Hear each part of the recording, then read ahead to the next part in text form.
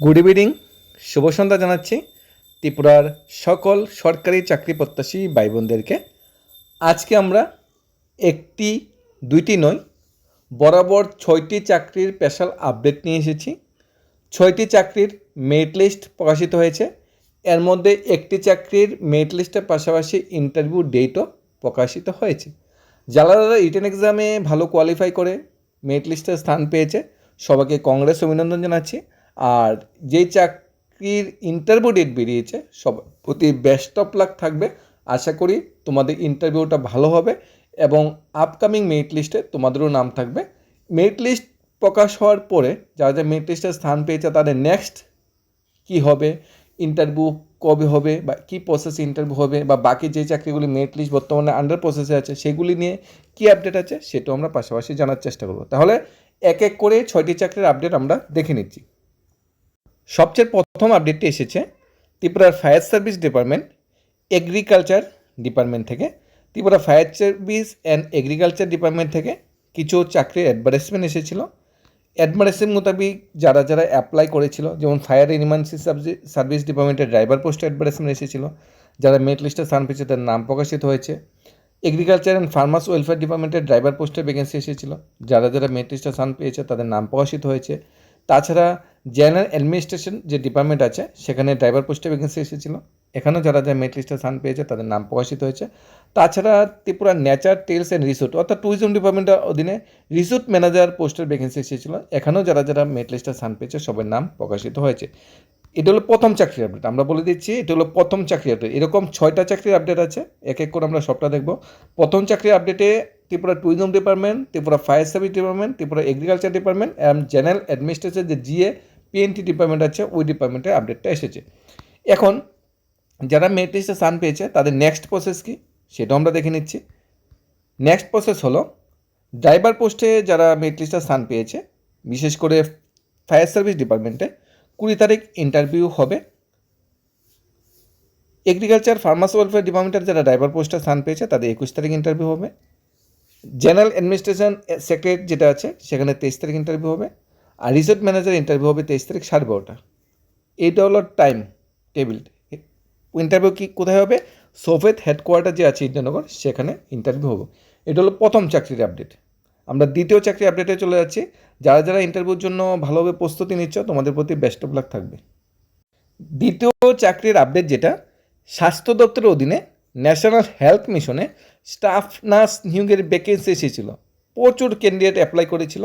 তারপর staff nurse পোস্টে যে ভ্যাকেন্সি এসেছে সেই ভ্যাকেন্সির মধ্যে সবার থেকে রিটেন এক্সাম নেওয়া হয়েছিল 100 মার্কসের। সেই 100 মার্কসের যে রিটেন এক্সাম তার রেজাল্ট এখানে প্রকাশিত হয়েছে। 66, 50, 46, 41 যারা পেয়েছে তারা তো অনায়াসেই ব্যবার জন্য সিলেক্টেড হবে। এপিএস কোড ভিত্তিতে তাদের মেরিট লিস্ট বেরোবে। এখানে যারা যারা ভালো মার্কস পেয়েছে স্টাফ নার্স পোস্টের জন্য পরীক্ষায় সবাইকে প্রতি কংগ্রেস অভিনন্দন থাকবে। টোটাল 199 জন ক্যান্ডিডেট পরীক্ষায় বসেছিল। 199 জন ক্যান্ডিডেটের এখানে category wise male female roll number এবং কত মার্কস পেয়েছে আউট অফ 100 সেটা এখানে প্রকাশিত হয়েছে, মার্কস অফ 10 আউট অফ 100। এখন next process interview APS code যেটা, তার মাধ্যমে নেক্সট প্রসেসে ফাইনাল মেরিট লিস্ট বেরোবে।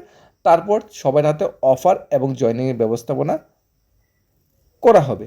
তাই যারা ভালো মার্কস পেয়েছে তাদের প্রতি কংগ্রেস অভিনন্দন থাকবে।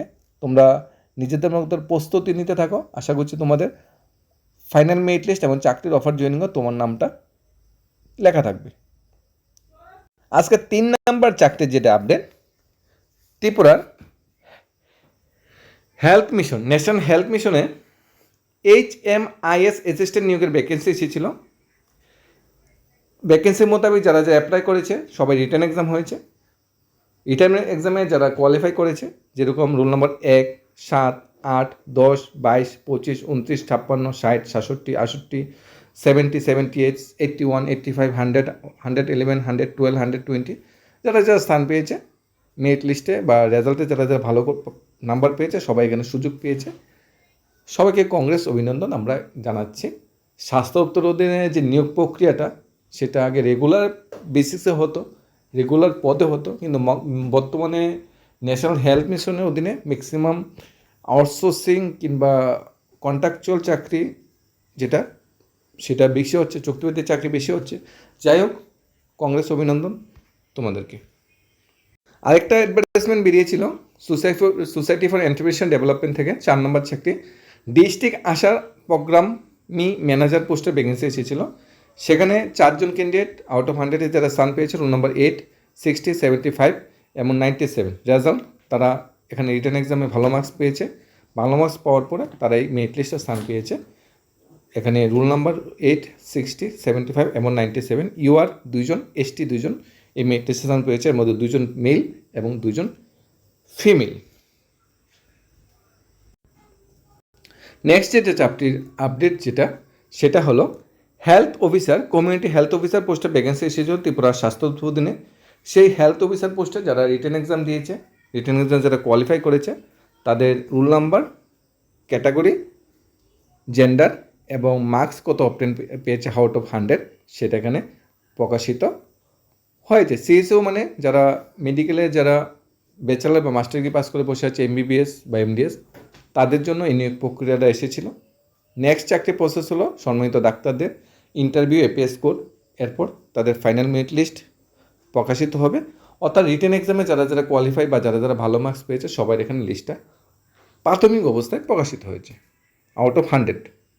স্বাস্থ্য উদ্বোধনে স্টাফ নার্স যে ভ্যাকেন্সিটা এসেছিল সেখানে যারা যারা কোয়ালিফাই করছে মেরিট লিস্টটা স্থান পেয়েছে। আবার এই স্বাস্থ্য উদ্বোধনে ন্যাশনাল হেলথ মিশন সোফেতো দিনে এএনএম স্টাফ নিয়োগের ভ্যাকেন্সি এসেছিল। আগেরটা ছিল স্টাফ নার্স, জিএনএম বা বিএসসি নার্সিং পাস আউট করা যারা, তারা অ্যাপ্লাই করতে পেরেছে। আর এবারে যেটা বেরিয়েছে সেটা হলো এএনএম যারা পাস আউট করে বসে আছে তাদের জন্য বেরিয়েছে। এবং রিটেন এক্সাম হয়েছে, সবচেয়ে বড় কথা রিটেন এক্সাম হয়েছে। রিটেন এক্সাম মানে স্বচ্ছতা মেনটেন করে পুরো এক্সামটা হয়েছে। তাই সরকারকে বা সোভিয়েতকে ধন্যবাদ অবশ্যই জানানো দরকার।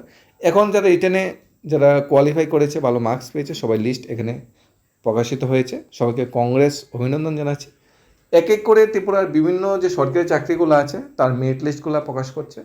আশা করছি আগামী দিনে অন্যান্য চাকরির যেটি আন্ডার প্রসেসে আছে বা শেষ পর্যায়ে আছে যে মেরিট লিস্টগুলি, যেগুলি পাইপলাইনে আটকে আছে মাননীয় মন্ত্রী রতননাথের কথা অনুযায়ী, সেইগুলো খুব শীঘ্র প্রকাশিত হবে।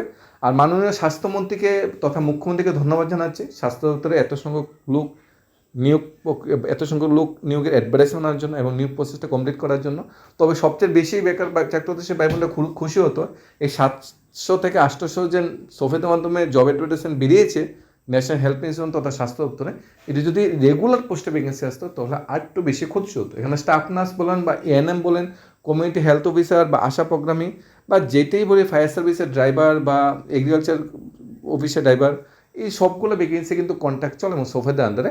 অর্থাৎ ফায়ার সার্ভিস অফিসে বা স্বাস্থ্য দপ্তরটা কাজ করব, কিন্তু আমাকে বেতনটা দেবে সোফেদে, ডাইরেক্ট কিন্তু বেতন দেবে না।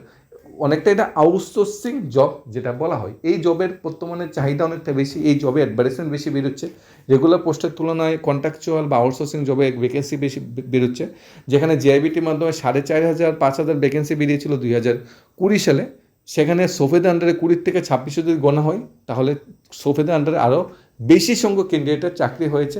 রেগুলার পোস্টের তুলনায় আউটসোর্সিং বা সোফেদের আন্ডারে চাকরির বর্তমানে বাজারে ডিমান্ড বেশি হোক বা না হোক, কিন্তু অ্যাডভার্টাইজমেন্ট সরকার এইভাবেই বেরোচ্ছে।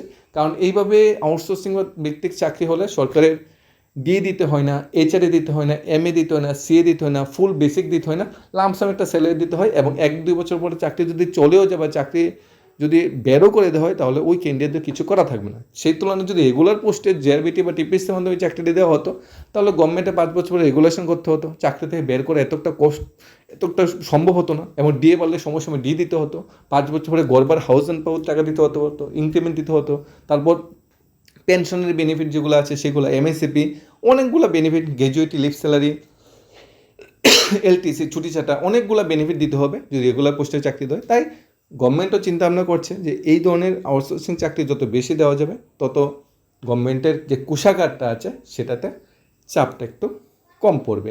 যাই হোক, সবাই যারা মেরিট লিস্টে স্থান পেয়েছে সবাইকে কংগ্রেস অভিনন্দন জানাচ্ছি। আর যখন রেগুলার পোস্টে স্বাস্থ্য দপ্তর বা জিআরবিটির মধ্যে চাকরি অ্যাডভার্টাইজমেন্ট বেরোবে তখন নিজেদের আবার তৈরি করা যাবে, নিজেদের আবার সেই ইন্টারভিউতে বা সেই পরীক্ষায় বসানোর মতো উপযুক্ত করে তুলতে হবে।